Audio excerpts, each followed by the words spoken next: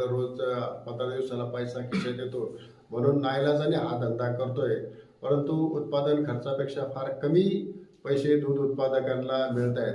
आणि याचं खरं कारण एक आहे की मोठ्या प्रमाणामध्ये दुधात भेसळ किंवा नकली दूध तयार करून बाजारपेठेमध्ये ओतलं जातं. हा 40% नकली दुधाचा पुरवठा जरी बंद झाला, भेसळयुक्त दुधाचा पुरवठा जरी बंद झाला, तरी सुद्धा जे आता खरे दूध उत्पादक आहेत त्यांच्या दुधाला चांगला भाव मिळण्याची शक्यता आहे. परंतु सरकारला वाटतं की 40% पुरवठा आता कमी झाला तर मोठा तुटवडा दुधाचा निर्माण होईल आणि पुन्हा असंतोष निर्माण होईल. म्हणून सरकारच्या कृपेने हे भेसळयुक्त दूध सुद्धा आज बाजारामध्ये येते. त्याच्यामुळे चांगल्या दुधाला दर कमी मिळतोय. मग आता शेतकरी देशाला सुधारणार कधी? त्याला शेतकऱ्याच्या हिताचा विचार करणारा पक्ष जोपर्यंत सत्तेत येत नाही तोपर्यंत असंच चालू राहणार आहे. शेतकऱ्यांनी मतदान करताना सुद्धा विचार केला पाहिजे की आपण कोणाला मत देतो.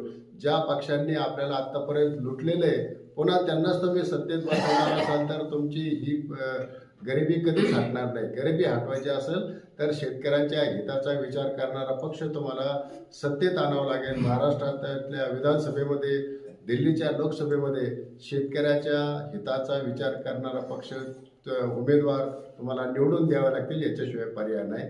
धन्यवाद. धन्यवाद. रामकृष्ण हरी. जय शिवराय.